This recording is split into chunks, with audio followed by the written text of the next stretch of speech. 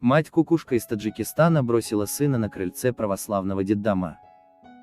28 января 2021 года. В Москве появилась еще одна мать-кукушка. Под влиянием она бросила ребенка на холоде возле детского дома. Минувшим днем у входа в московский православный детдом Павлин был найден брошенный ребенок, сообщает МК. Директор детского дома вызвала полицию, но пока правоохранительные органы ехали на место событий, у детдома появилась раскаявшаяся мать-кукушка. Молодой матери, как уточнили в органах, всего 22 года, приехала в Москву она из Таджикистана. Ранее она пыталась отдать ребенка в этот детский дом, но там ей отказали, дети до 3 лет содержатся в домах ребенка. Причиной, по которой женщина решила отказаться от малыша, стал новый ухажер, он категорически не хотел с ним жить. Не было денег. Почему мать из Узбекистана бросила дитя возле метро в Москве?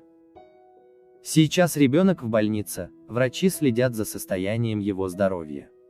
А прокуратура Москвы займется проверкой, установлением причин и обстоятельств произошедшего, оценкой соблюдения требований законодательства о несовершеннолетних, а также действий родителей. В Узбекистане женщина бросила ребенка, оставив его в сумке на улице. Впрочем, в зависимости от состояния здоровья ребенка на нерадивую мать могут завести уголовное дело, либо за оставление в опасности, либо за неисполнение обязанностей по воспитанию несовершеннолетнего.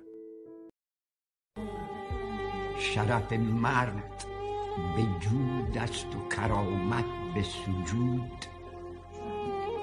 هر کی این هر دو ندارد عدمش به ز وجود ای که در نعمت و نازی به جهان غره مشو که محال است در این مرحله امکان خلود وی که در شدت فقری و پریشانی حال صبر کن کین 2-3 روزه و سر آید معدود خاک و راهی که بر او میگذری ساکن باش که عیون است و جفون است و خدود است و حدود